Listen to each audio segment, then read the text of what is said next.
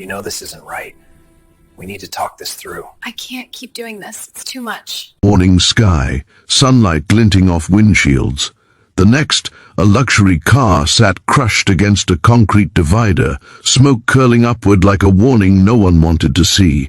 And standing just a few feet away, frozen between fear and instinct, was a single dad janitor whose life had already taught him what it meant to run toward danger when everyone else stepped back.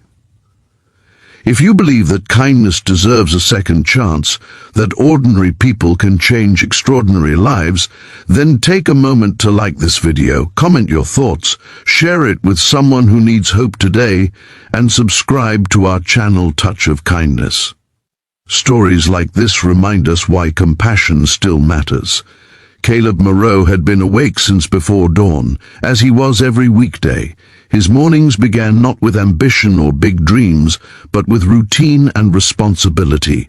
He packed a simple lunch into a worn brown bag, checked that his daughter's school uniform was folded neatly on the chair, and whispered a silent promise that one day life would feel lighter for both of them. By the time the sun rose fully, he was already mopping the polished floors of a corporate office building downtown, his reflection bending and stretching across the tiles like a reminder that he existed mostly in the background of other people's lives. At 36, Caleb carried exhaustion in his shoulders and quiet resolve in his eyes. He had been a janitor since his wife passed away 4 years earlier. A sudden illness that left him alone with a 6-year-old girl and a mountain of bills. There had been other plans once, blueprints sketched in the margins of old notebooks, but grief had a way of collapsing the future into something smaller and heavier. Cleaning offices by day and repairing broken appliances at night was how he survived. It was not glamorous, but it kept the lights on and food on the table. That morning his shift ended earlier than usual. The building's management had decided on a surprise inspection, which meant extra work done ahead of schedule. Caleb clocked out just after 9 and started the long walk toward the bus stop. He always walked past the main road instead of taking shortcuts, partly because it felt safer, partly because he liked watching the city wake up. Vendors setting up stalls, office workers clutching coffee cups, the hum of a world that kept moving no matter how tired he felt. The sound that broke the morning didn't belong to that rhythm. Tires screeched, metal screamed, the crash echoed down the street like a thunderclap, forcing pedestrians to stop and turn. A sleek black sedan had spun out of control, clipped another vehicle, and slammed into the divider. For a split second, everything went still again. Then smoke poured from beneath the hood. People gathered at a distance, hands over mouths, phones lifted to record. Caleb stood among them, heart pounding. He could see flames licking up near the engine, small at first but hungry. Inside the car, someone moved. A woman slumped forward, her head resting against the steering wheel. Panic rippled through the crowd, but no one stepped closer. Someone shouted that the car might explode. Someone else yelled that emergency services had been called. Caleb didn't remember making the decision. His body moved before his fear could stop it. He dropped his lunch bag and ran toward the car, heat already pressing against his face. The driver's door was jammed, warped by the impact. Smoke stung his eyes as he leaned in, gripping the handle with both hands and pulling with everything he had. The metal burned his palms, pain sharp and immediate, but the door didn't budge. The flames grew louder, crackling like they were laughing at him. Caleb circled the car, coughing, heart racing. He spotted a construction cone lying near the road, grabbed it, and smashed it against the passenger window. Glass shattered inward. He reached through, ignoring the cuts slicing his arms, and fumbled for the lock. The door finally opened, heavy and stubborn. Inside, the woman was barely conscious. Blood trickled from a cut on her forehead, her breathing shallow. Caleb wrapped one arm under her shoulders, another around her legs, and pulled her free. The heat was unbearable now. As he stumbled away from the car, flames burst higher, swallowing the front end in seconds.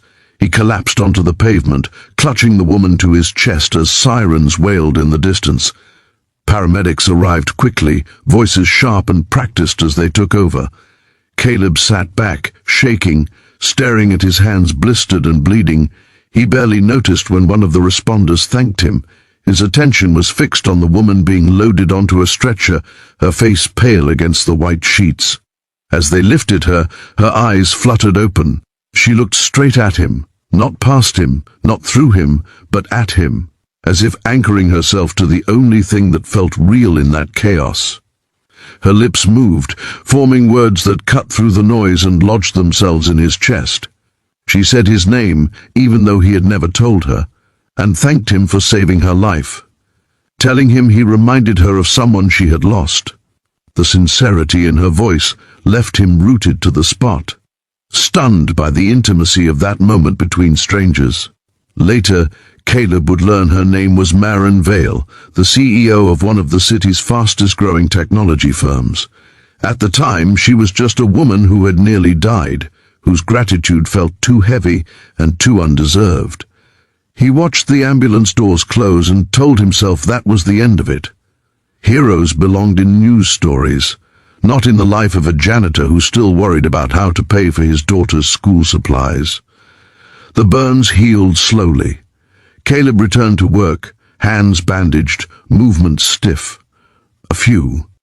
Co-workers clapped him on the back, news clips playing quietly in break rooms, but the attention faded as quickly as it came. Life resumed its familiar weight. Mornings packing lunches, evenings helping with homework, nights staring at the ceiling, wondering if things would ever change. They did, but not in the way he expected.